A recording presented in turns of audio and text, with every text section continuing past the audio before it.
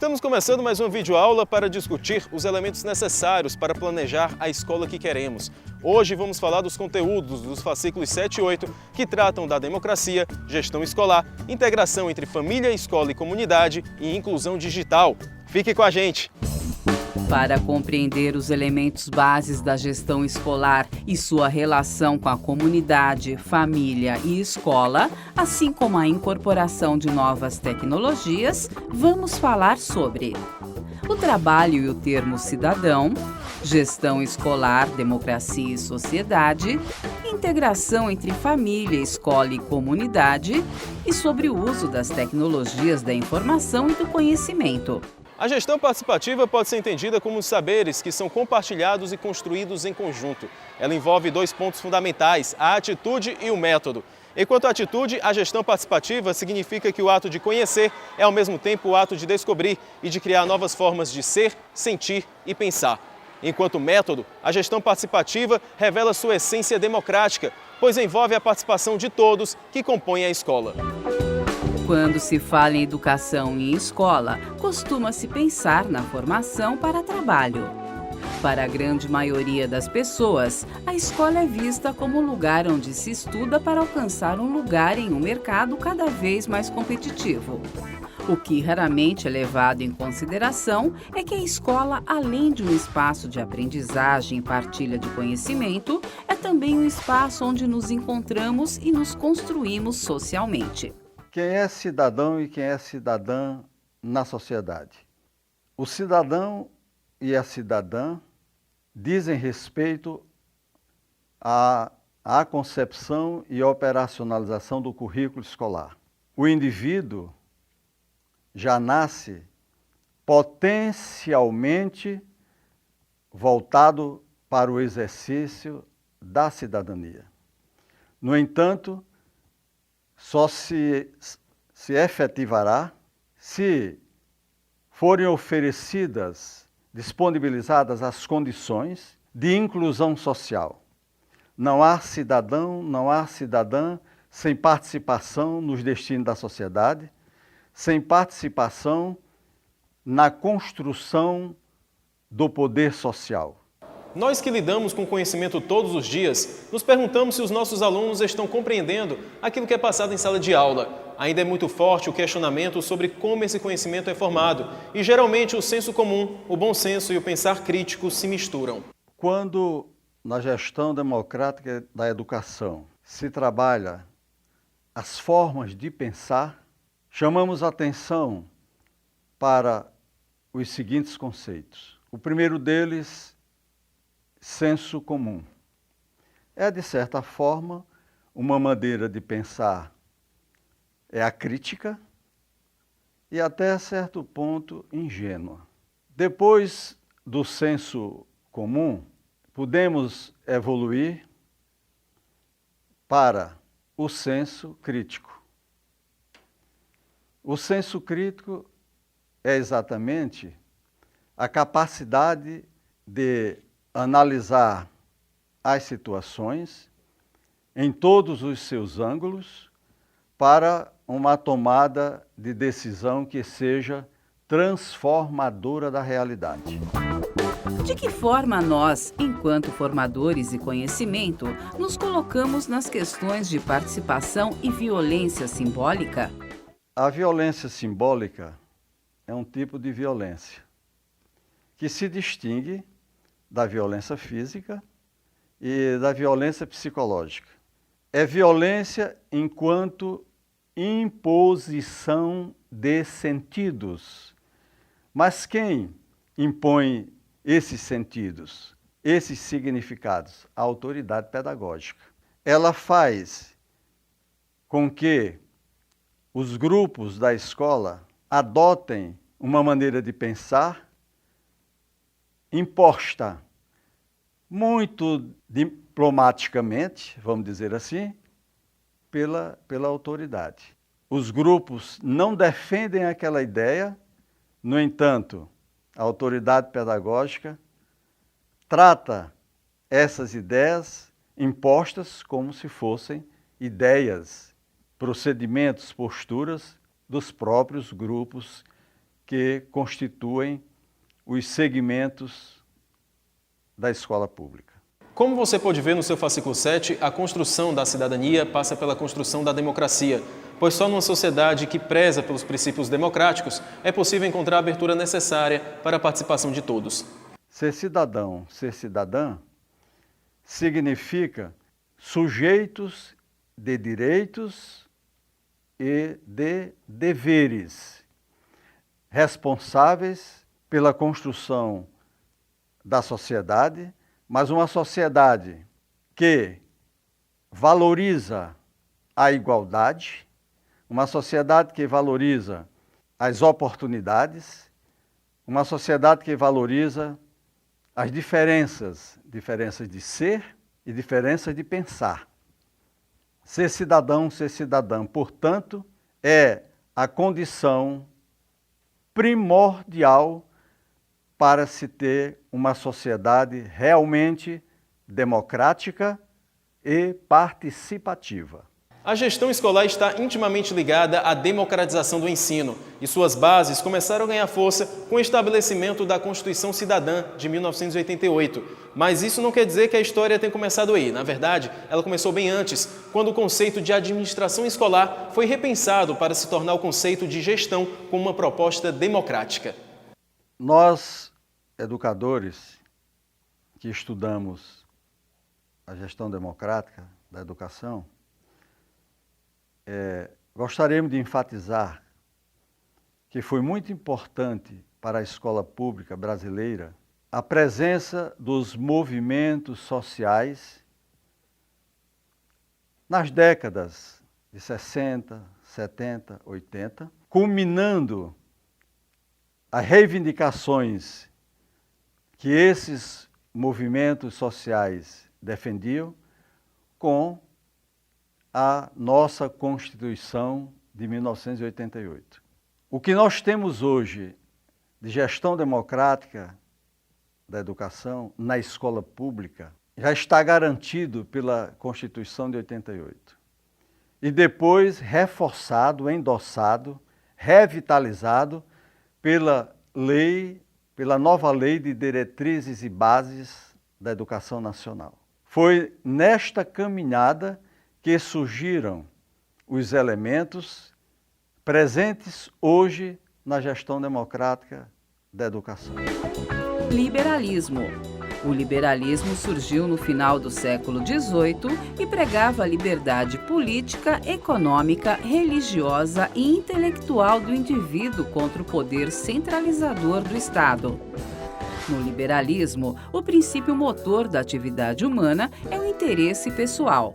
O liberalismo acreditava que bastava permitir que os cidadãos concorressem livremente, que a sociedade iria se organizar de forma perfeita e justa. Mas a gente sabe que as coisas não são bem assim e que nem sempre as forças individuais resultam no bem-estar geral. Neoliberalismo. O neoliberalismo surgiu em meados dos anos 1980 e teve como mote principal o combate do poder dos sindicatos e a redução do papel do Estado. Uma das formas de reduzir o poder do Estado, de acordo com o neoliberalismo, seria privatizar empresas que pertencem ao governo e abrir as suas fronteiras comerciais. A Lei de Diretrizes e Bases da Educação Brasileira é a legislação que regulamenta o sistema educacional brasileiro da educação básica ao ensino superior, seja ele público ou privado. A LDB reafirma o direito à educação garantido pela Constituição Federal e estabelece os princípios da educação e os deveres do Estado em relação à educação. Ela também define as responsabilidades de colaboração entre a União, os Estados, o Distrito Federal e os municípios. Gestão democrática da educação é o princípio norteador da escola pública. Como princípio norteador da escola pública, envolve diversos elementos, a começar pela participação. Trata-se de uma proposta já concretizada em boa parte da escola pública brasileira e que significa o envolvimento de todos os segmentos da escola no planejamento, na execução e na avaliação dos conteúdos educacionais. A participação é um elemento que caracteriza a gestão democrática. Um segundo elemento é o que nós chamamos de descentralização. A descentralização, por sua vez, está associada com a questão da autonomia da escola. Um outro elemento que não pode estar dissociado dos que eu já citei é a transparência. Tudo tem que ser posto às claras, tudo tem que ser discutido, tudo tem que ser refletido para ter o respaldo de toda a comunidade escolar. Eu ainda citaria como de primordial importância o respeito às diferenças. Diferenças de ser, diferenças de pensar, convergindo para uma ação comum em benefício da escola. O que garante o exercício da democracia na escola pública são exatamente os organismos colegiados. Ou seja, conselho escolar, grêmio estudantil, associação de pais, mestres, servidores. Os organismos colegiados são a prova de que a gestão democrática da educação não é somente uma hipótese, mas que é uma realidade vivenciada no dia a dia por todos esses segmentos, garantindo a reivindicação de uma escola pública de qualidade que prepara o cidadão e a cidadã para as transformações da realidade. Eu gostaria de enfatizar a importância do Conselho Escolar. O Conselho Escolar, sendo constituído democraticamente como resultado de uma elaboração, de uma construção coletiva no seio da escola pública, tem como natureza consultiva, deliberativa, fiscalizadora e promotora das avaliações necessárias, sobretudo do projeto político-pedagógico. Como podemos transformar a escola em um espaço democrático com uma gestão participativa? Já falamos nesta videoaula sobre as bases da gestão participativa e dos caminhos teóricos que passamos até chegar ao conceito de gestão participativa que conhecemos hoje. Agora vamos falar sobre o conteúdo do fascículo 8 e sobre os elementos que ele aborda, a convivência democrática entre a escola, a família e a comunidade.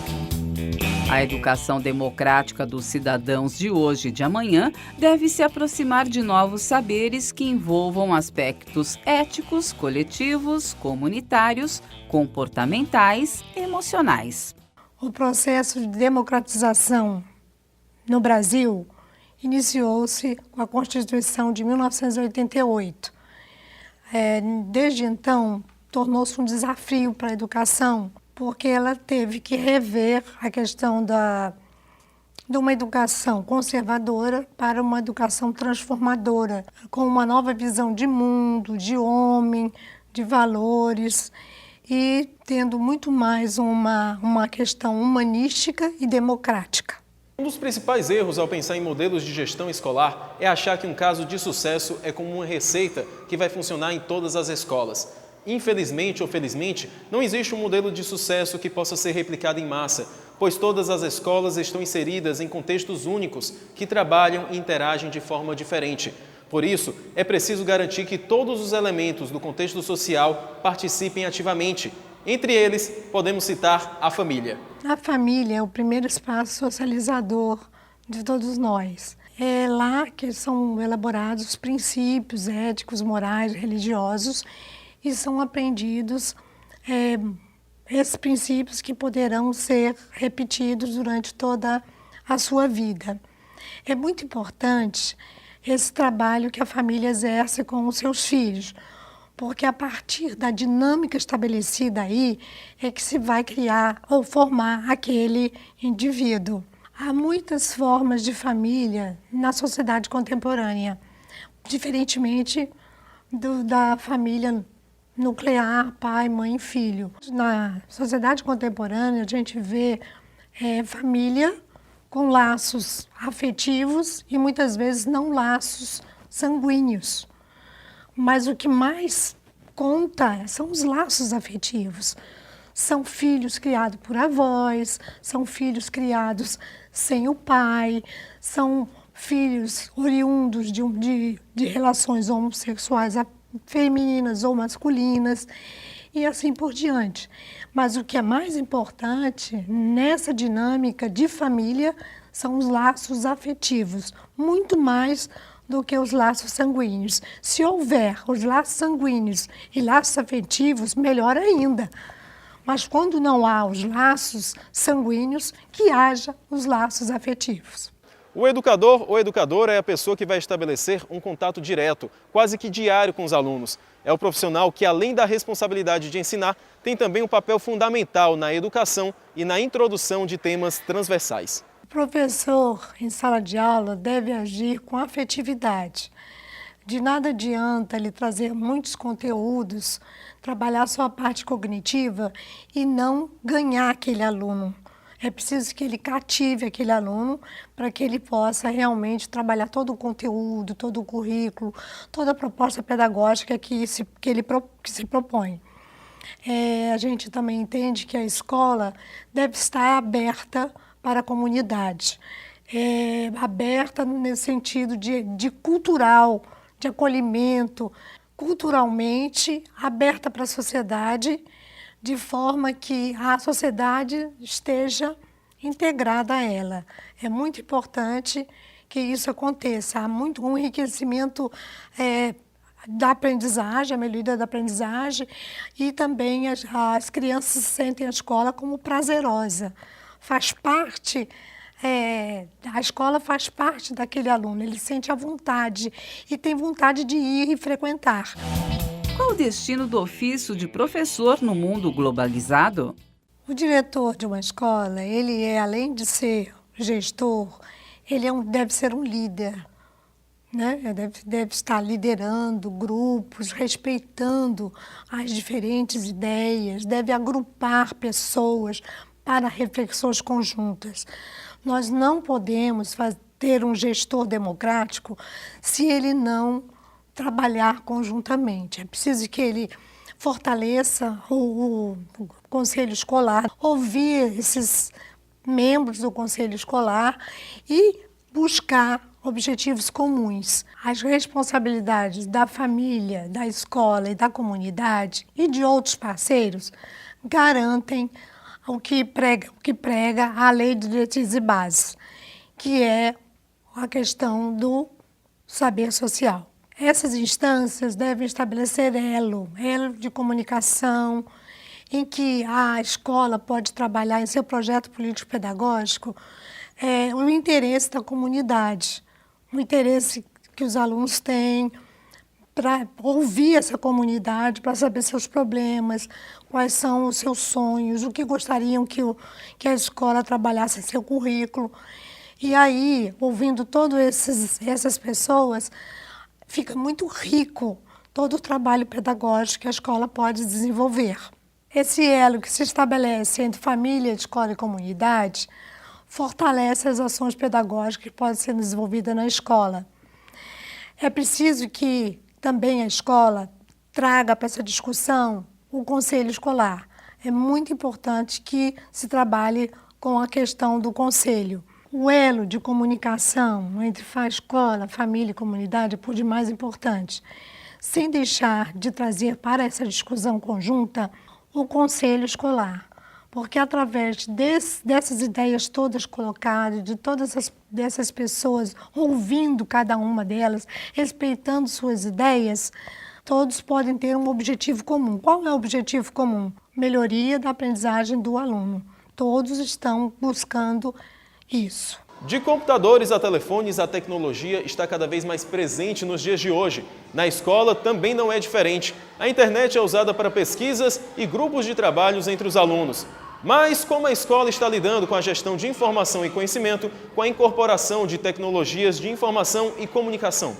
As novas tecnologias do conhecimento e da informação devem ser consideradas pela escola, porque traz uma série de melhorias para a aprendizagem no momento em que o aluno tem acesso a informações diversas, muito rápido, e é preciso que o professor estimule esse tipo de ferramenta, que é uma ferramenta que vai trazer, somar informações para este aluno. A questão da informação e do conhecimento, muitas vezes é assustador para o professor. O professor não sabe lidar com essa ferramenta.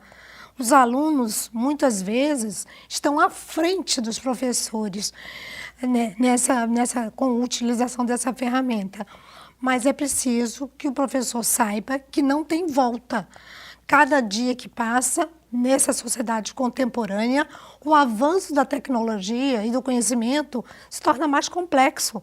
Então é preciso que os professores se capacitem, se formem a respeito da questão da ferramenta da informática, porque não há como retroceder. Nós vamos caminhar para frente, cada dia com mais complexidade. A escola não pode negar o avanço da tecnologia, da informação e do conhecimento, porque ela está aí, diante dos nossos olhos. E é na escola que a coisa vai acontecer realmente. A aprendizagem melhora, a qualidade dos alunos na busca de pesquisas, de informações outras, ele pode ir muito, muito mais além. Então, é algo que vai somar na ação do professor. Níveis de inclusão digital. Primeiro nível: apropriação da tecnologia. Capacitar professores no uso de programas educacionais. Implantação de laboratórios informáticos nas escolas. Segundo nível: repensar o ambiente com as tecnologias da informação e do conhecimento, TICs. Refletir sobre a inserção das tecnologias da informação e do conhecimento na sociedade atual. Conhecer os novos processos e as novas relações educacionais mediadas pelas TICs. Terceiro nível: cocriação e estratégias para refletir sobre a inserção das TICs na sociedade atual. Mudança do papel do professor e do aluno no contexto educacional. O plano de disciplina e de aula que contempla as ferramentas de TIC. As TIC, como são conhecidas, tecnologia da informação e do conhecimento, elas favorecem a elaboração de projetos pedagógicos. A escola pode utilizar dessa ferramenta para elaborar projetos pedagógicos de acordo com o interesse dos alunos, da comunidade, o que favorece muito o interesse do aluno, a vontade de estar junto daquela tecnologia. Então, é muito importante que o gestor escolar favoreça esse momento de elaboração de projetos pedagógicos dentro da proposta do projeto político-pedagógico da escola. O conhecimento é por demais importante. Todas as pessoas devem estar inseridas, dominando o conhecimento, o saber, para que possam fazer as devidas decisões, devidas interferências na sociedade em que vive. Logicamente que há vários tipos de sociedade, conforme a cultura, conforme o modo de viver de cada sociedade, em diferentes tempos. E é preciso que essa pessoa, tendo conhecimento, dominando o conhecimento, ele é capaz de transformar essa sociedade. Ele é um ser transformador. Na videoaula de hoje, vimos que a democracia está na base da gestão escolar e que é através da integração entre a família, a escola e a comunidade que teremos o plano político-pedagógico ideal para a escola que queremos. Vimos também como as tecnologias da informação e da comunicação podem ser usadas como ferramentas de apoio para o professor e para estimular o aluno. Para aprofundar a discussão levantada por esta videoaula, continue nos acompanhando. Veja as aulas do curso no ambiente virtual de aprendizagem da Fundação Demócrito Rocha. Consulte sempre o seu material didático e tire suas dúvidas com o tutor online. Até a próxima!